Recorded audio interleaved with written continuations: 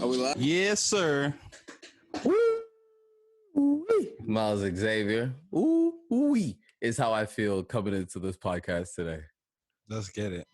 Is how I feel coming in. Yo, I must say this week in just understanding how crazy of a week has been for both of us work-wise, this always feels like the perfect reset and energy reset to jump into next week with, man. Yeah, man. It's definitely a space where energy just gets sorted, chopped up. You know what I mean? I look forward to this all the time just as a space to, express myself. I think that's important, man. I hope everybody out here, I hope all y'all listeners find a creative outlet that y'all feel just good doing. Because I feel good talking to y'all, man. What's up? The creative outlet part of it is also very important. And I didn't realize the importance of like a creative outlet or a hobby until this came in, until we started really focusing on the podcast, because it's very easy to get caught up in the work that you're doing and, get caught up in the grind of things. But having that hobby and having a creative outlet really allows you to explore yourself a lot. So I definitely encourage everybody to give this and this type of thing a try. Are we live? Real question. What options of creative outlets do people have? And the mic is in your face, by the way. Heads up. Nah, it was like this. It's like this. It's like this. I was looking like dude off a Home Improvement. I was looking like over the hedge. Hey, bro, sometimes you don't want to know who you is. I just watched the MLK versus FBI documentary. I'm out here peeking through the blinds like Malcolm. Watch One Night in Miami as well. What options do people have as creative outlets? Men all the specifically, options, bro. Art, men specifically, music. Men have all the same options that any other person identifying as any other gender has. And no, as a man, I'll put a you're break not in being that. held back. False. Go ahead. All right, go ahead. Just tell me what the things that men can't do as hobbies are. Reach out to other men to just cry on the phone together. That's not a thing that is... Nigga, MF Doom just died. If you're not reaching out to your hip hop friends that know MF Doom and crying on the phone together, then you're tweaking. Listen, this is all I'm saying, right? I understand, and I envy this actually about female relationships, is that there is a lot of camaraderie, a lot of thoughtfulness, and a lot of communication that goes into those relationships in a rate and way that is not very common in male relationships. Now, that is just my experience having been a man that has relationships. Yeah, right? Can you finish that? Can you get that off? You know what I mean? Yeah, man. I know what you mean, dude. I think there are absolutely aspects of care that female relationships demonstrate that male relationships completely leave by the wayside. Like one of those being going out and women like taking care of their friends in terms of like making sure everybody's good, making sure everybody gets home, making sure they know where everybody's whereabouts as they get home and state and level of drunkenness and who they're with. Guys will let another guy wander home, do an Irish goodbye, right, is what it's called, and just take off and be straight, right? And so that's what they call it, an Irish goodbye. I think so. I'm pretty sure that's what it's called. You just take off. You're straight. So, but the reason, like, shout out to the YouTube audience that might have seen me make a little bit of a face is because I think there's also aspects of male relationships that allow for honesty and a camaraderie that has zero backbiting or jealousy, or I think there are certainly things that get in the way of female relationships that don't exist in male relationships. Only to say that, you know what I mean? I just, it was funny just the way that you came into it, yeah, but I like to appreciate the nuances of both aspects, and the ups and downs of both of those things are funny to observe. And which is why it's important to be able to keep a balanced group of friends. You know, it's very important to be able to keep a very diverse, wide-ranging group of friends, just so you can appreciate the different types of nuances and features that are in different types of relationships. I know as a man, for instance, I have very people that I consider very, very close friends with that I don't speak to on the regular. Maybe a 4 or 5 months will go by, but when we do speak, the love is always there. When we meet, the love is always there, you know. And that's kind of men are very good at having great surface level relationships. It's very easy to have very great surface level relationships, whereas strong female relationships and great female relationships that last a distance, in my opinion, let me say rather in my observation, has been, you know, a lot more deeper and a lot more intimate as opposed to a lot of men friendships. Yeah, I don't know. I don't know if I've experienced it in a gendered way as much as you have. As somebody who's very like privileged in the sense of having friends and of having like two like very very close male friendships, like best friendships in my lifetime, like you being one of them, and shout out to my boy Delante, man, like being the other one, that just being able to click with somebody and have a relationship that's like very Organic. organic, but also the maintenance of it is fun, right? And I think that's something that we look to and expect in a healthy relationship, but I think that's more luck than it is an example of something that's common or exists in healthy relationships, where even the maintenance of the relationship, even checking each other, even, you know, having the back and forth conversations about how I can grow and how you can grow is isn't doesn't revolve around conflict. I think that's rare in a relationship. And yeah, just as a man, it doesn't necessarily speak to my experience that one gender or the other has more of those relationships. I think it's just a rarity in people finding other people whose spirit matches theirs. You know what I mean? Yeah. I can think of my first like female like girl, like kind of girlfriend, but we were too even young for that back in the day. uh you know, uh I almost want to shout out, but never mind. But like she has a really close female relationship from back then when we were dating, and now they're still friends, like from, I'm talking about like elementary school type stuff.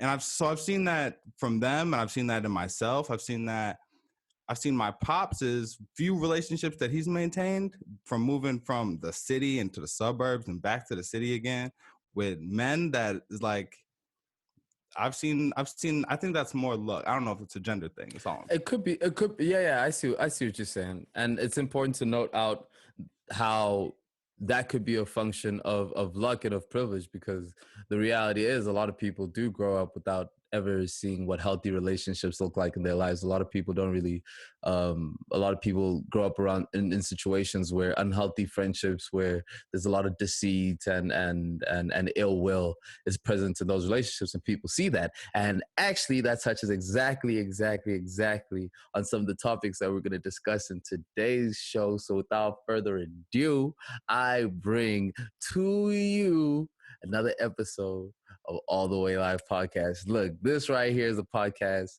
about nothing more than just the life experiences through conversation between two brothers, two best friends, and how we have broken up that show for you guys into three different parts. Now we have Stumble Upon, Current News, and Recommended and Review. Stumble Upon is when me and Miles Xavier bring forward conversations, topics, and discussions that we have stumbled upon over the week. This includes things that have inspired us, things that have we've been thinking about, and things that we've been experiencing. We bring that and we decipher that. And then from there, we move on to current news. Now, current news is where we reach to the very top of what is important in information and news today, bring that down and break it down to the people with y'all as a family. And then from there, we move on to recommendeds and review. Now, in recommendeds and review, this is where we have to reach out to our fans, because this is where we engage with y'all. You guys tell us what you guys want us to review. You guys tell us what you want us to watch.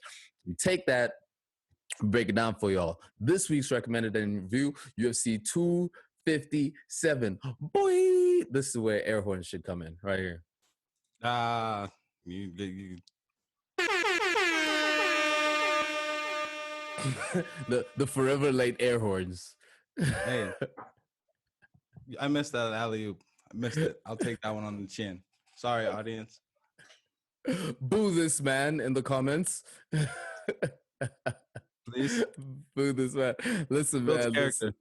Builds Nah, character. none of that. None of that over here in this podcast. Listen, so recommended and review UFC 257. On current news, me and Miles Xavier are going to be breaking down the rise in mental health decrease and issues through COVID. Mental health is a very big thing to us. We heard us breaking that down in terms of the relationships that people engage in and the mental healthy aspect of that.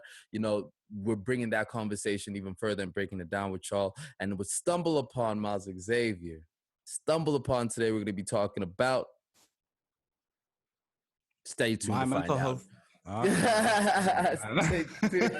Stay tuned to find out. I wasn't gonna miss another alley oop. Goddamn it! If it was up by the rim, I was gonna dunk it. I was like, you left it up there.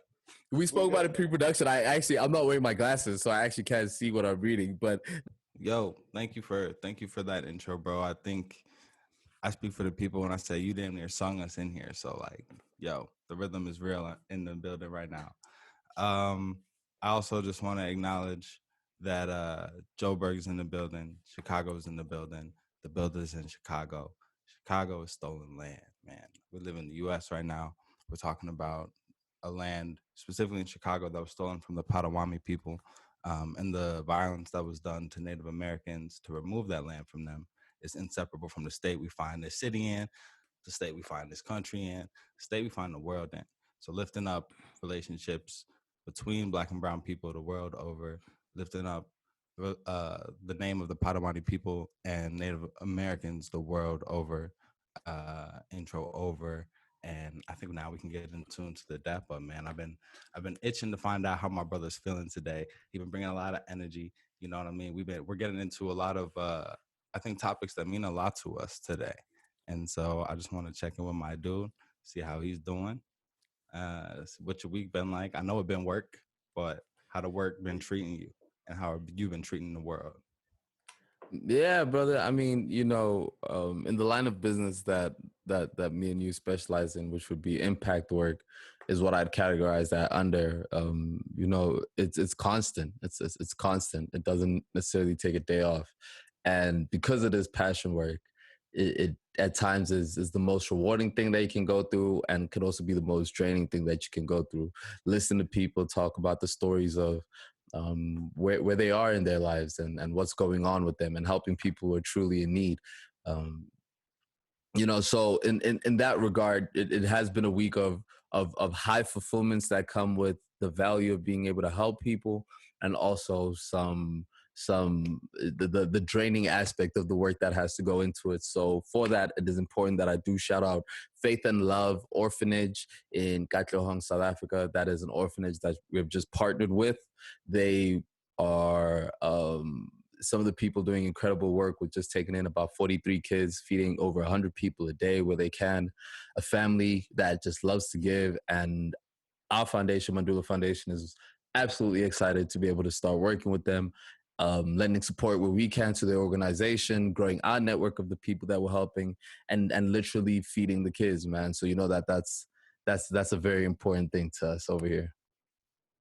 That's dope, man. That's dope. And I wanna lift up and acknowledge all the things that the great work that's in there, bro. Like taking on an orphanage as a part of your efforts to feed people is huge. I think we try and center everything we do around helping folks, and manifesting that is really important.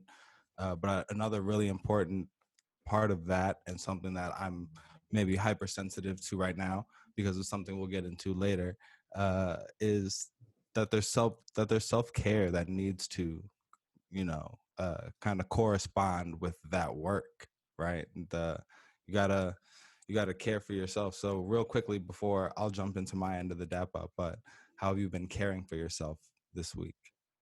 Ooh, that's a great question, man. That's a great question, and I appreciate you asking me that. And also would endorse more people, doesn't matter what type of relationship or who your relationship is to ask people, how have you been taking care of yourself? One, you can learn a lot through that, but two, it's a more warm way of being able to find out how somebody is doing. How I've been taking care of myself. Health is wealth to me. You know that, right? So whenever I am, whenever I'm healthy and I feel healthy and I can exert the energy through physical exercise, I'm always excited and happy about that. So taking care of myself, um, my physical is important.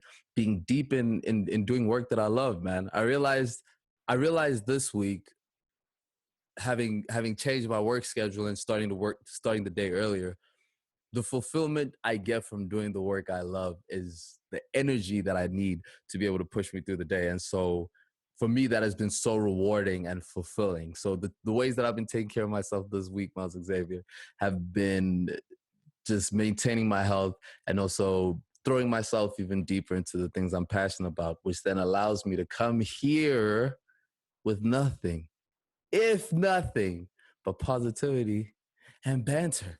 That's all it is. That's all it is, brother. Now, would you mind Yeah. dapping it for the people, man? Yeah, big facts, man. What's up? Appreciate you. Um, Miles Xavier is touching down as damn. No, actually, I hate that I just. Oh, this is starting with me talking in the third person. That's trash. But anyways, I Edit. feel no, that's cool. It's cool. Well, the good, the bad, the ugly, right? Um, no, I feel good. I feel honestly like yeah, a little tired. I came in this week has been a crazy first 2 weeks of the year. I think our ability to be on Zoom has eliminated kind of like the slowness of the first 2 weeks of the year. People coming back from vacation, people resettling from holidays. Um, it's been a manifestation certainly of energy I asked for, right? And just being like, I want to hit the ground running, and it's happening, and that's awesome. And I feel like I've been taking advantage of that, but yeah, I also do feel um, the weight of that. And again, like I said, so without beating more around the bush, I took a mental health first aid course this past Friday, and the course was amazing, and we can get into that a little bit more. I think it'll fit into a few of the topics that we're talking about today, but just for the dap up, I'll say that it just really made me conscious of um how heavy that the weight that all of us walk around with and that we don't acknowledge and that we kind of just push to the side, right? And that we so um I've just been allowing myself to really feel that weight and not let it make me sad or I'm still very excited to be here, but just reminding myself that it's okay to acknowledge when you're tired and when things are weighing on you. So but I'm super glad to just be up here in the building talking to y'all. And I think I come to this podcast, like I said, tired but happy about the opportunities that that tiredness represents, right? So I've been able to tap into my community and help in a variety of ways. I just took on a job with the Greater Chicago Food Depository, which is a cool organization, more than cool. That's helps distribute food to people who are in spaces that either have limited access to food or who are in a financial situation that makes it difficult for them to get food, just bringing people their basic needs. And so I've just been realigning my schedule to fit that in, to keep doubling down on the pod. And I think that's important. But I think a conversation that we also wanted to weave in here is that I'm grateful to have so many opportunities to support my community. I think a lot of people are looking to do that, right? And so I can speak a little bit to uh, some of the ways I think people can do that, but I want my brother to tap in here and maybe speak from his experience in this conversation. Yeah, man. I mean, and I think it's a I think it's a very important thing for us to talk about, just because what I'm noticing, I'm not sure if you've noticed this too, but there seems to be a change in the world is changing. It feels like it feels like the world is definitely changing. It's almost as though more people are caring. Yeah, or more people are caring so much that they need to act. There you go, right? So now people are more compelled in order to move into action. And so when the conversation now becomes, okay, how do we help and what we do, which I know is something that, for instance, when the protests happen, a lot of people look to you because you are a community organizer with what is it that we can do? And those questions keep on mounting. I generally, honestly, I feel something as simple as checking in with the food kitchen. You like there's the hands. There'll never be too many hands in order for things like that to work. Almost never, almost never. We're in the space of COVID. It's like sometimes there are spaces where we need volunteers, but we can only have, 1,200 square feet of space. So we can only have 7 volunteers at a time, but we need them for 8 hours. So we need 7 shifts of 7 volunteers. so, so yeah, you're absolutely right. Like, always look to volunteer. I think in be just be willing to like. I think a lot of people think I want to a lot of people just have jobs that aren't necessarily they don't see a connection between the job that they do and helping their community, right? And a lot of people start to want to help their community by looking for that connection, but a lot of times like community organizations just need somebody to like take like meeting minutes throughout all of their community Yeah, their meetings, right? So the willingness to just be like, hey, can I come take notes for this organization, right? Can I do something administrative, right? That might not be related to a skill you have, but if you genuinely do want to help your community, then I would just say that go to an organization that is of some interest to you, whether that be an animal shelter, whether that be a uh, council for a park, whether that be a parent council or a guidance council for a school. Like, look into that, and then be just. I mean, it's real, but humble yourself and just be like, "What can I do?" Because yeah, if you come in with the willingness to do whatever task, and it might be cleaning up, in the age of COVID, it might be sanitizing a room, wiping a room down before people come in and have a meeting in it and after it. But if you're willing to, if you really want to, it's service. It's all service. So you're gonna have to humble yourself to what service might mean. But if you're willing to do that, it's easy to find something where somebody needs yeah. service. It is easy because people are always in need. And I also think people have to be very real with themselves in terms of what satisfies them in regards to helping. Not everybody's appetite is the same for assistance, and overextending yourself is a great way to ensure that you get burnt out, you get exhausted, you make false commitments and things of that nature. So if you're talking about the sustainability of helping people, honesty to oneself in terms of what is my threshold that I can feel fulfilled in with helping. Some people it's just monetary donations, maybe, and that's very important. We need money to be like all organizations need money to be able to help people. So if that's your contribution to it and that's enough for you, then that's your focus, and you can assist in that. What we're saying is that there's nothing that's too small to help. And also what we're ignoring is also, Miles, like, people can get up and do it themselves. I mean, that's what we did. We saw people that need help, and we decided to create the organizations that can begin to help people.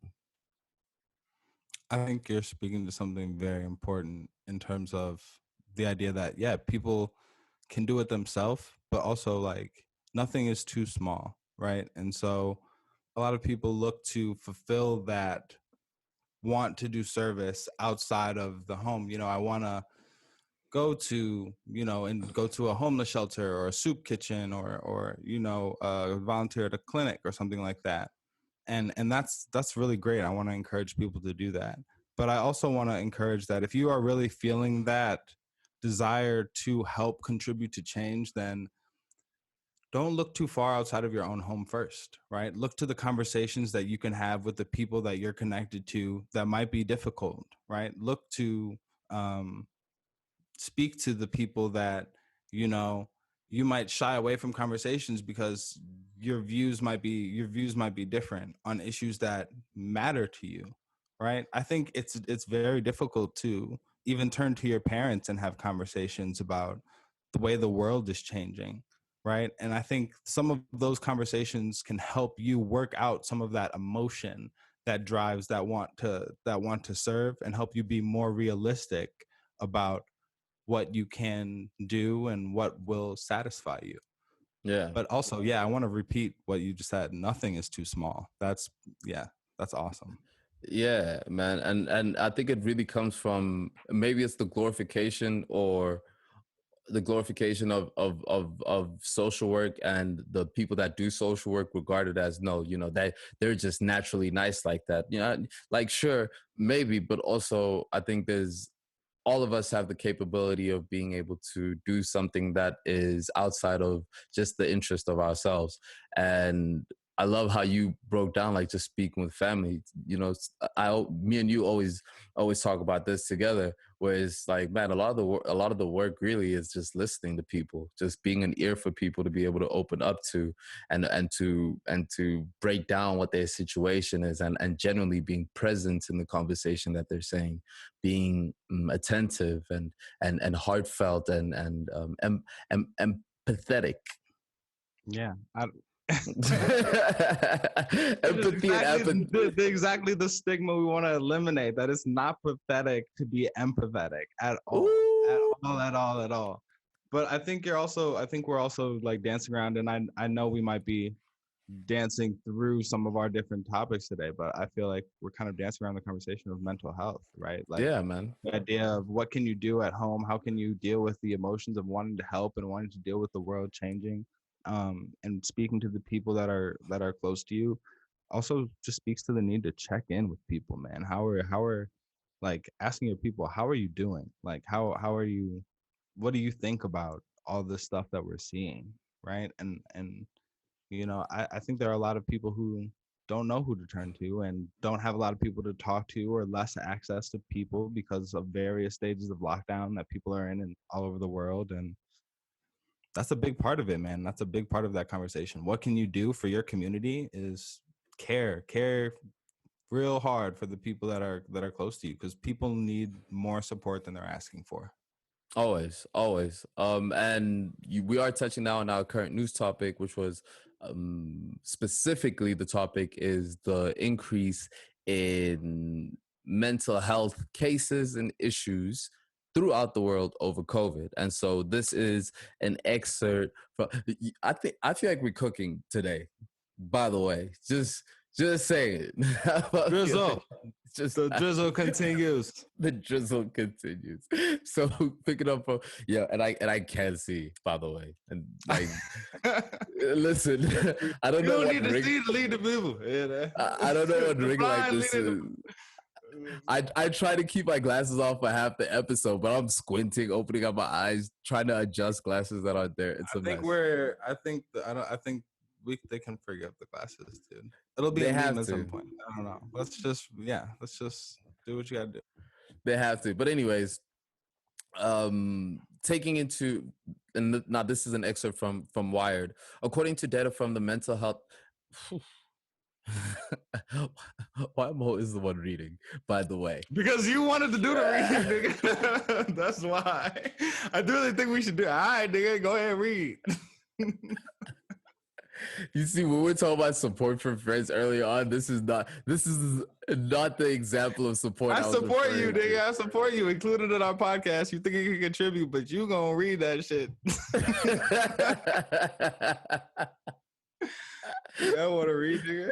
I read all week before the podcast in order to be ready. Goddammit, I don't want to read on it. Listen.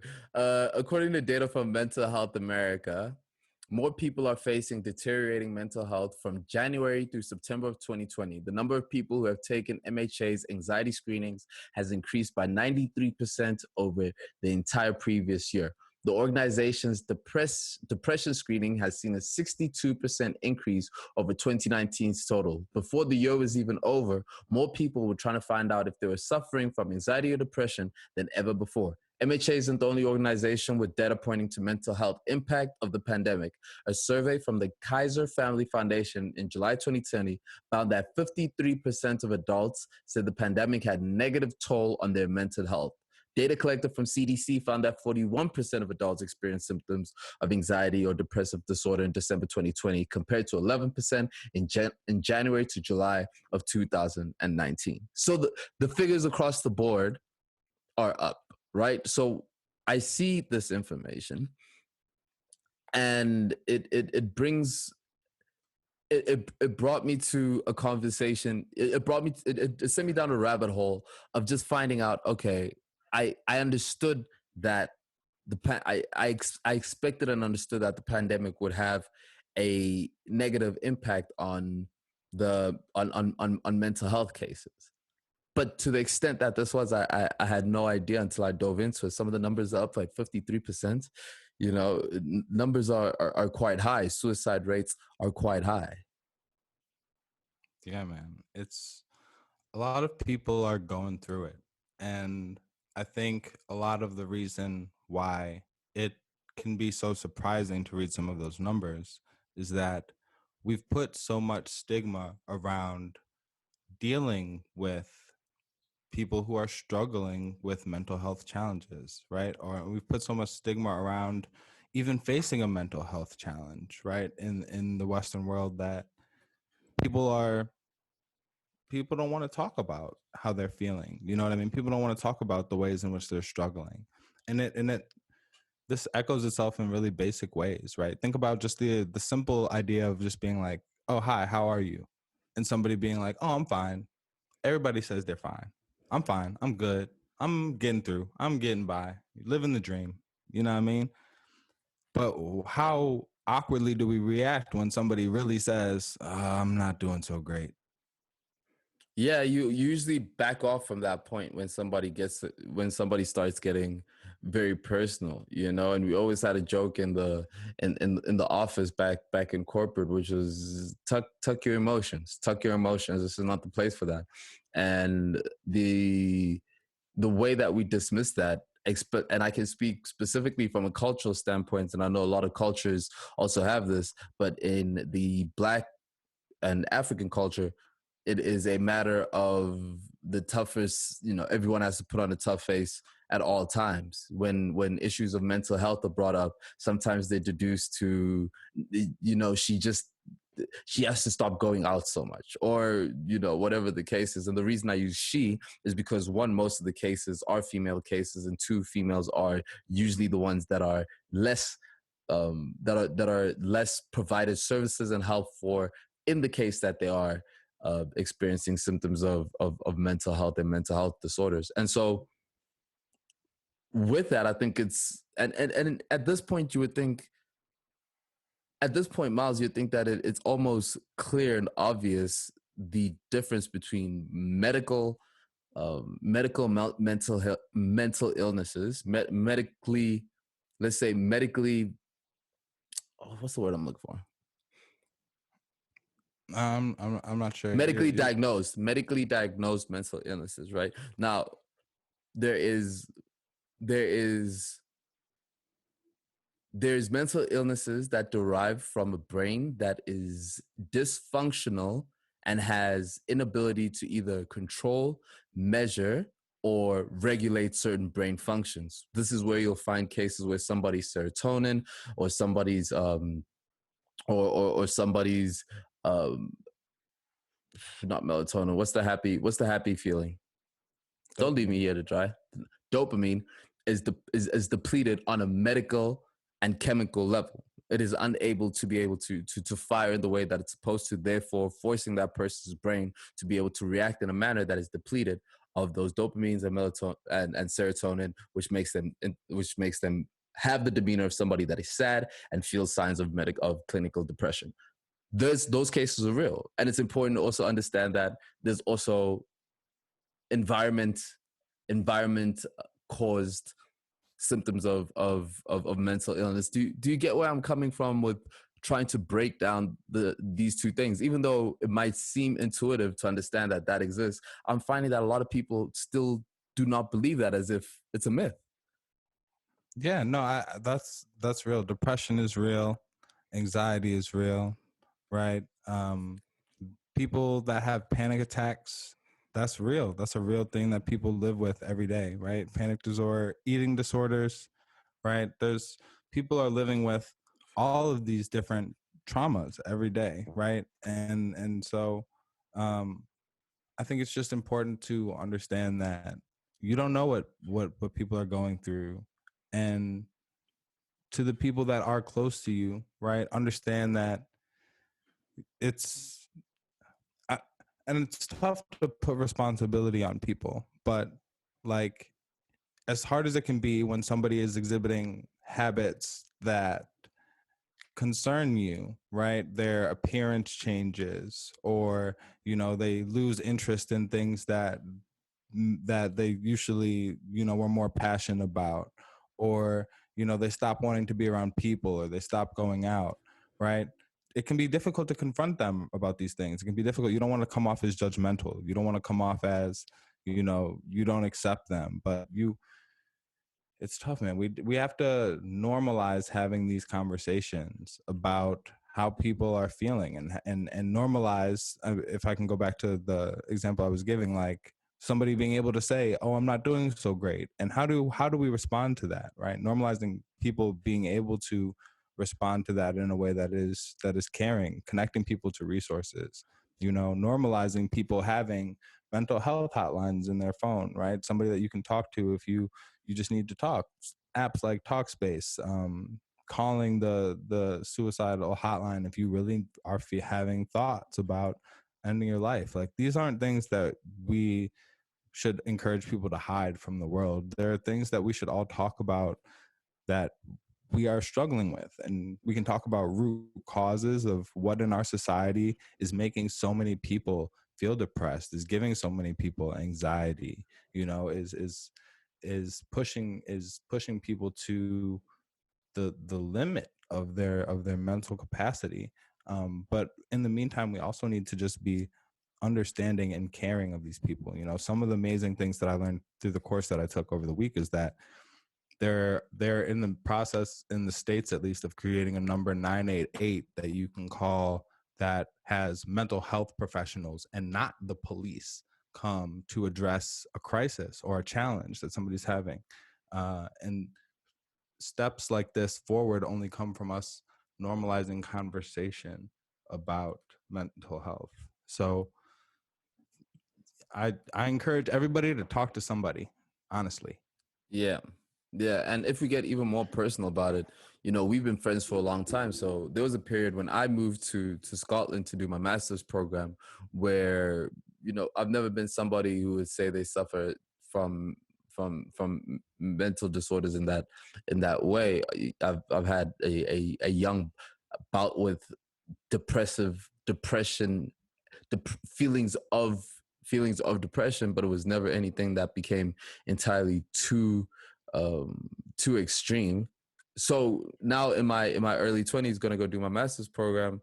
I call you and I tell you, hey, bro, like I cannot be around people. I'm having these panic attacks around people. It was a very uncomfortable and abnormal experience to go through, because I've always been able to conduct myself in a social manner, and never felt uncomfortable being in social settings, although generally introvert by virtue of the time I choose to spend by myself, and I'm re-energized by energy by myself. But I've never been somebody who's afraid to be around people. Now, coming into that, I called you immediately. I was like, bro, I do not know what is going on. However, I generally spiral in thought when I am around people. Would get to I'd get to these college parties, and the people were good people for the most part. You step in there immediately, you thinking, oh man, I don't want to be here, I don't want to be here. And then that thought slowly starts to climb, I really don't want to be here, what are you doing here? And then your breathing starts to and then your breathing, you start to hyperventilate a little bit, then you start feeling lightheaded, then you start sweating. And then, before you know it, you're the dude that's leaving parties, sneaking out the back of parties, and it almost became a joke that no, Zoe doesn't come to parties or whatnot. But it took me a while to be able to understand what I was going through, and then finding the tools to be able to eventually break that out of my system. Yeah, man. And thank you for sharing your lived experience with people. You know what I mean? Because I don't think people realize how common that is, right? In the United States, 1 in 5 people will experience a mental health challenge like within their life, right? It takes 10 years on average for someone to, uh, for an adult to come forward or seek help, seek professional help about a mental health challenge from the time they start experiencing symptoms, right? I think all of that speaks to the way that we feel like it's a personal problem. Something's wrong with us, right? If we start to feel this way, if we can't be around people, and I think, yeah, I'm sorry that you had to go through that. I feel like as your friend, I certainly remember having conversations around that and doing my best to be empathetic. But in all realness, right? Like none of us are the most of us are not prepared to have those conversations right with our friends, right? We don't know what to say.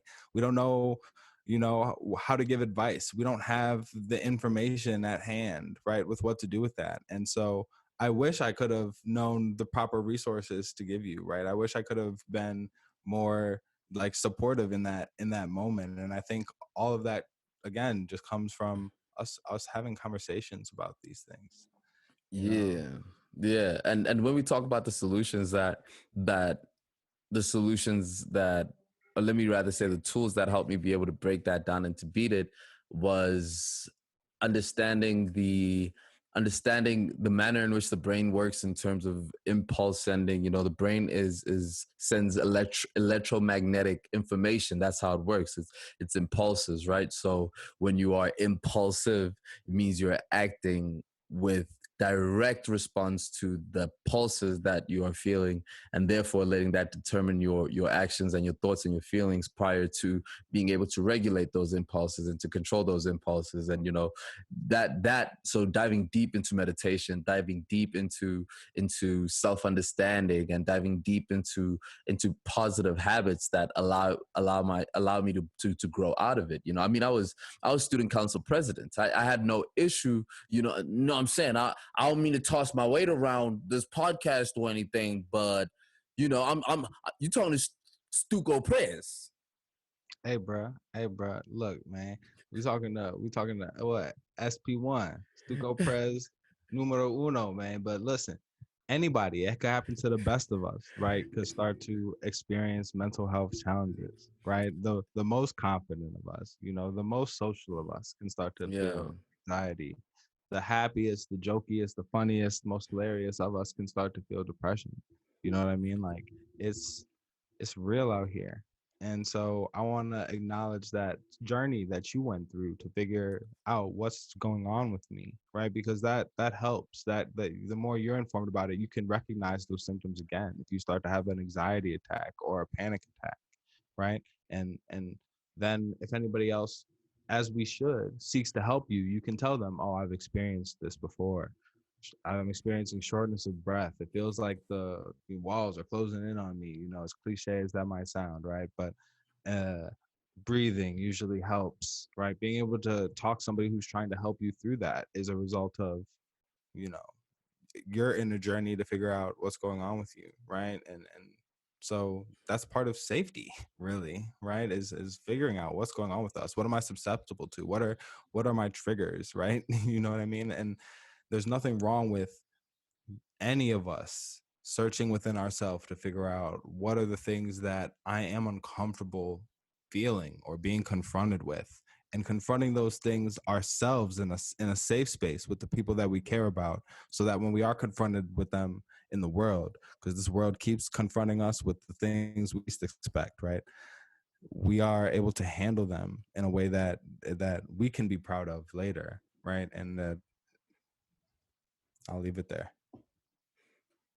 Well, look, for I think going into the new year, and I love how loose and fluid this episode is, because this is generally exactly how our conversations go about this, and going into the new year, and how intentional we are about the energy that we bring onto this podcast. I just felt it to be something that is very important to to speak about it in a very honest and vulnerable way, and allow our family and fan circle to get even bigger with people that can relate to the things, the stories that we come from, you know, where we are, our journeys, how we got to where we are. You know, I think it's very easy to be able to look at things from the outside in and say, no, man, you know, this dude has never suffered from social anxieties and depressions and things of this nature just because, you know, Mr. Miles Xavier is on TV every other week. Mr. Zway is doing the same thing, but you know, it's those things are real. You know, those things are real. And so, if anything, this podcast right here is a circle that we hope is a space that we hope we can inject some positivity and positive energy into anybody that's feeling any sort of way about either harming themselves or mental illnesses or even just having a bad day, man. You know, we're here to celebrate life because life is worth celebrating, is how we feel. Big facts. Big facts. Put that on the shirt too. Hey man, we just went through, we went all over the place. You know, you never know what you're gonna get on All the Way Live, people. You never I know. think it was more important to be genuine than to be organized with that conversation. So I'm glad we did it how we did it, and what we got else. Listen, and this is, let me actually put you onto some crazy, right? So check this out. South Africa, apartheid, the apartheid government is here for yeah, a long time, oppressing the Black South African natives that are over here in what is arguably some of the most successful strategies of oppressive tactics, right? So much so that British intelligence and British police would come over to South Africa and Rhodesia in order to learn some of the oppressive tactics that they utilized over here. Right. So one of the quickest things that they did in this country is that they pushed everybody into these townships, right, which would be your colloquial ghettos. So pushing everybody into these townships, we're talking about millions of people being pushed into these tiny circles of communities, right? And in the worst in the worst environments. Naturally, you know, diseases are going to run rampant, crime, things of that nature are going to happen by this force moving.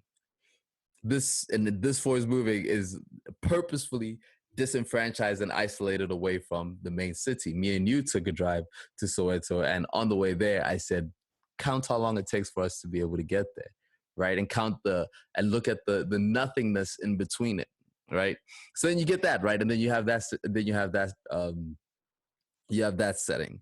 From that setting, you have a plethora of young male and female Black South Africans who want to be able to fight for the liberation of their country, leave the country in order to do that under the guise under what is termed in political and military exile. They leave South Africa and join different fighting organizations and fighting groups like Yom Konto Wesizwe, where they're pretty much guerrilla and military and military folks, right? So they're going through these various types of wars in different places, fighting in literal battle. These guys are fighting in literal battle. And then the apartheid regime is over. 1993, 1994, all of that is gone. These people have seen unspeakable humor, unspeakable horrors at the hands of what is arguably, again, the most successful oppressive regime, and then have to dive into regular life. A lot of us are, and this is just to acknowledge something that I find interesting, right? A lot of South Africans are our forefather. Let me say from our grandparents to our parents' side are living with traumas that we cannot fathom that led to the liberation of our country, but it's weird. Like all the kids of people whose parents were fighting it that way know very little about their parents' stories.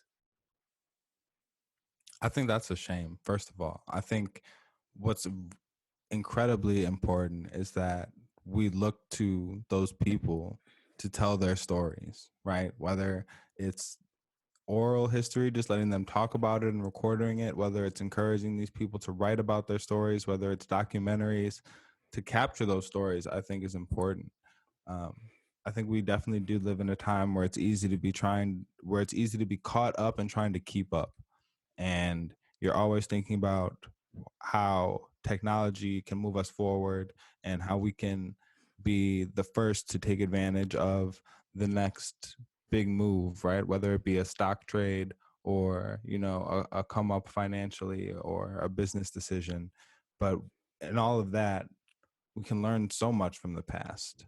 And we have a reluctancy to look back as if we'll be passed up by something greater, not realizing that all this shit is cyclical. All So of it I is would, cyclical.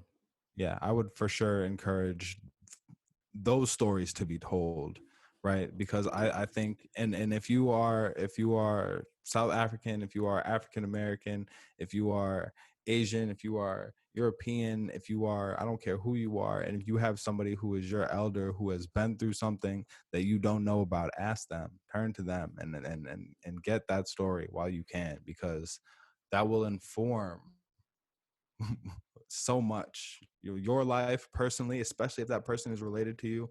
But even if it's just an elder in your community, like, there's so much history that we walk past every day without realizing, without learning from, and repeat the same mistakes. And yeah, the Just wind learn laughed from. at Just learn from. Now, why I bring this up, especially as close as we did to our conversation on mental health, is because by by not having shared their stories, a lot of these people haven't gone to therapy. A lot of what and this is my hot take, if you want to call it that, right? The violence level in South Africa is so high. The rape and sexual assault levels are very, very high. They're abnormally high for most countries, right?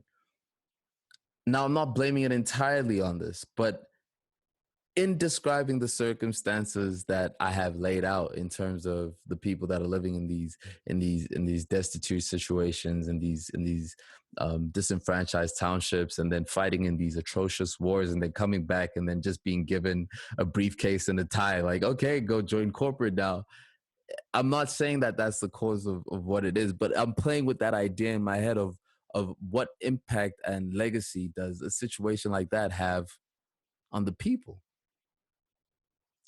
I think I think you're right to be cautious about the way in which we link those things, but I think the loose association that I would make that is both unfortunate but our only hope, right, is that trauma perpetuates trauma, but healing also perpetuates more healing. So I don't know if the way if gender-based violence is, though I'm not sure of the ways in which gender-based violence might be related to the traumatic experience of a people that had to fight so hard for their just basic human rights to live. But I will say that as we look to heal and and listen to the stories of those people, allow them to tell their stories, reveal what happened to them, we will uncover what that link might be, right? And so, as much as the trauma that they might have experienced may very well be attached to that trauma, healing the trauma that all people have experienced will eliminate that factor of hurt people hurting people, right? Or at least start to put a dent in it. You know what I mean? Um, and we can move into a space where, yeah, we can be more honest about what people went through, and that is the basis for prevention, right? Yeah. We have to take time to heal both the hurt that's historical that caused the hurt that's present, but we can't neglect the hurt that's present, healing the people who've experienced that gender-based violence. But as we heal both of those groups, hopefully that leads to prevention of future gender-based violence, helps us to be smarter about maneuvering our communities in ways that doesn't allow us to be subject to oppression, in ways that puts us in position to be traumatized and to traumatize others, right? So it's all, again, goes back to observing that history and investing in healing. Invest in your healing. Invest in your healing. That yo, You know? we've just covered some super serious topics. You wanna throw a banger in there, just to get us ready for the main event of the evening. I done disconnected all my bangers. We're gonna have to cut out. I got bangers. If niggas need Hold on, bangers. I got you. I got you. He said no. I got it. I didn't disconnect the main bangers. You got the backup bangers though. Ever shine in this life. Back up in this thing. Back up in this thing. Look now. We had to get heavy on y'all. We had to talk some real shit for y'all, man. But we bringing it back. We bringing it back with the most hands throwingest, bob weavingest, knockoutingest fight card of the UFC that I think we seen this year, bro. How many knockouts was it on the main card, bro? Like about 3 now? There's on the main card. There was 4 knockouts. Whew. There was 4 knockouts. knockouts You on the had the main Murdoch Sanchez. You had Rodriguez Rivas. You had the Calderwood and Jessica I, Chandler Hooker. No, not just right, all of them. The Calderwood and Jessica I. Those two not. All knockouts. Well, it was all knockouts. I got 2 Devins and 2 Lawrence. Yeah, they're all knockouts. They're all knockouts. For sure. For That's sure. crazy. Yo, but what else do you want, man? Are you not entertained? It was fun to watch. I will say that the UFC is quickly going to have some of the most exciting sports programming that's out there. Now, NBA is star-filled and it's beautiful, but the talent level at the UFC is just entirely too high. Now, the question, like, we'll get into the results and we'll get into the scores. Who does Khabib take on from here? Who is the next better challenger? Like, does Khabib step back into the ring after some? Like, is this enough to make the king come back? That would be my question. I don't think so. I think, you know what I mean? If you're Khabib, I don't know if you see anybody who's fighting right now as somebody who challenges your legacy, right? I think as great as the fight we just watched was, Poirier knocked out McGregor, who Khabib isn't. You know, I don't think Khabib feels no ways about somebody who can beat McGregor. I'm sure Khabib feels like he could beat You McGregor. better beat McGregor. So I don't think anybody's done enough to demand him to leave retirement. You know, if we've seen in a lot of cases across UFC and boxing that a lot of fighters are just fighters deep down, right? And so some of these guys are gonna jump back in the ring, you know, whether it's demanded or not. But I don't see that yet for Khabib. Yeah. Now I think a big question is, what does Conor McGregor do now? Now, so if we go straight into the scores of it, right? Dustin Poirier versus Conor McGregor. Dustin Poirier is, I would say, top 4 in the 155 division, top 3 in the 155 division. I put Dustin Poirier, then I take. I'd actually not. I'd say I'd go Khabib, Poirier, and then Gaethje. That would be my top 3 like that, and maybe Oliveira 4th place. Oliveira, I'd put at 4th. I like Oliveira. I like Oliveira too. I like Oliveira. I'd put him at. I'd put him there. Now, what this means for Conor McGregor? I mean, look, we got Michael Chandler now in the same weight. No, Michael Chandler's not the same weight division, is he? No, it's not. I don't think so. I think he is. Michael Chandler is a short dude. I think it all just speaks to what you were saying about the competition level being so high, the talent level being so high. I think the main thing there is that we've got some amazing fights. We don't have a star in this division like we have it with Izzy Adesanya, like we had when Khabib was, not retired, right? And I think that just makes for a hungry group of folks vying for that belt. All right, so I'm gonna break down the lightweight division, which is the 155 category. You have Khabib as number one. You have Khabib, Khabib. You have uh Baby, Khabib. baby. Baby, baby, bring me my bubble tea. Listen, you have Khabib at number one, and then Justin Gaethje as the first contender. Dustin Poirier, Charles Oliveira, Conor McGregor, Tony Ferguson, Dan Hooker. That's your top six. That is your top six. Who can beat Justin Gaethje in the top six? Uh, I don't know. I don't know. I mean, I'm a Ferguson fan. I would love to see Ferguson and McGregor. I would love to see that fight at this point. I think that's a good matchup. Um, but yeah, I don't know. Gaethje's a monster, man. Gaethje's a monster. I think we've seen him handle everybody except Khabib. So Except Khabib. Now the fight that I would want to see if I can make a dream fight is I would take Max Holloway from featherweight and have him fight Tony Ferguson at lightweight. I don't want that fight for Tony Ferguson right now, man. The last fight we saw from Max Holloway was something else. I don't want him in the ring with my guy. I would love to see Max Holloway maybe take on a Portier or a Gaethje, but even Gaethje that's a tough fight. That's a tough fight. That's a tough fight. But I mean, listen, the division is super stacked. You got Figueiredo, Davison Figueiredo at the flyweight as the top. That dude's just a monster. You got Volkanovski, Kamal Usman, Israel Adesanya. Shout out to the all the black folks being Africans on the top list of all the black top fighters except John Jones being African. Yeah, big facts. I mean, hey, and shout out to including John Jones, them being black, ish, black, African. Yeah, I fucks with it. That's I mean, but that's what we see in a lot of these sports, and I'm not surprised that UFC is not an exception. Uh, but yeah, man, I hope these brothers continue to get an opportunity to eat, bro. Like for real, I hope this continues to expand.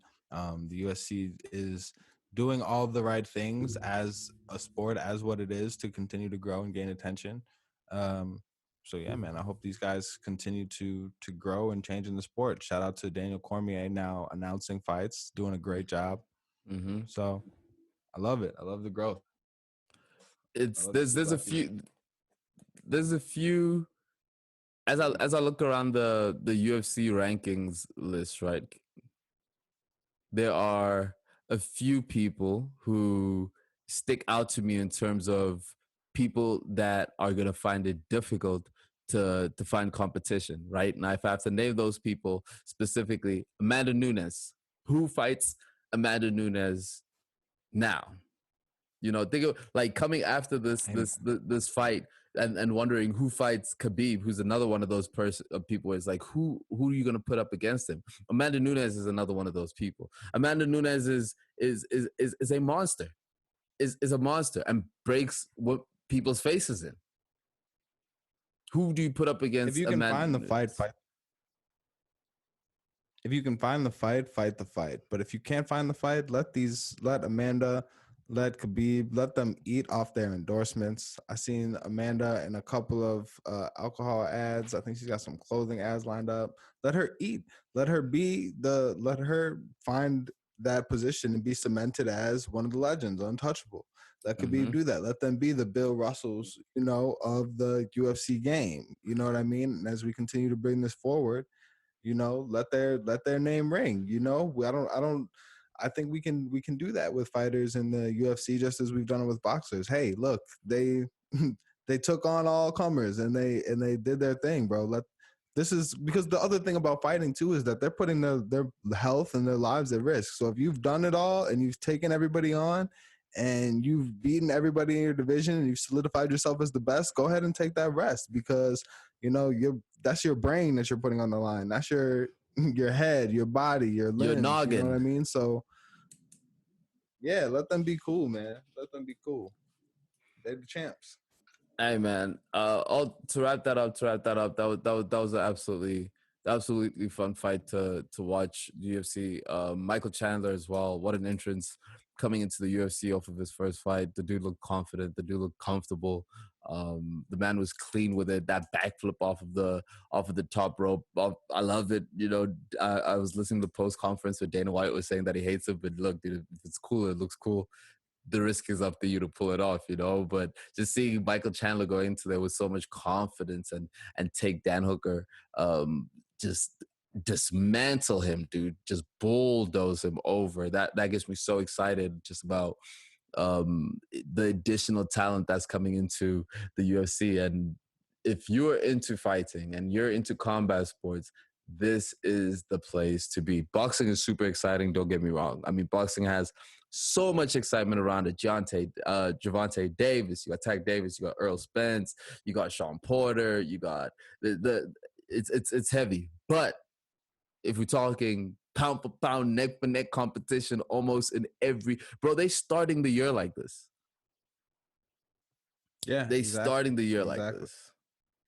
Exactly. And UFC just keeps running. So that's the Gotta other love thing it. too. Like all these other sports have seasons. Like this UFC just keeps setting up the next fight that makes sense and just keeps going. So hey man, listen, I encourage everybody to get into, and I definitely am not taking for granted anything that can be communal, that I can talk to with my homies, that I can gather around and look at and just just be watching something that's super entertaining. You know what I mean? I support that fully for sure. I don't know if I've said it 2 times or 3 times, but I'll say it one more time. Check out One Night in Miami. That's a fly movie. There's a doc, MLK, FBI. Watch that. Man, yeah. Anything you want to recommend to the people, bro, that they should check out? Off the top of my head, I ain't got nothing to recommend y'all, man. I recommend that you find a peace of mind, practice your stillness, learn how to be present. That's what I recommend. Big facts. Dodging rain and catching hail. Come on now. Hey, brother. Talk to me. What else we got? Anything? I'll tell you what we got is the knowledge that we know. We know. Tell us. What do we know, Miles? Y'all got a lot of choices, bro. Y'all got a lot of options. You know what I'm saying? Y'all could be on many different channels, tuned into many different things. But here you are. If the wavery sounds of my hazelnut voice are reaching you right now, you are tuned in to Wait. No, you did not refer to your own Come voice on, man. You can't just let me get that off. It's the outro. I thought you wasn't going to interrupt. Just let me get my shit off. You can refer to your own voice, the hazily voice. I said the hazelnut tones. I got You can have hazelnut that. tones. Go ahead, brother. Look, Mr. Hazelnut Tones, get him. Listen, I had to get these chestnut flavored, you know what I'm saying? Now you got me all messed up. Now see, I can't even get my shit off. You done messed up my sauce. You're not sure which hey, look, nuts man, y'all do this you're not all sure which live. nuts you want to have. Celebration. Which nuts am I? Go ahead, Pip. Celebration of black people. It feel good to be black. Don't his ways. They say yeah. Say listen. We out.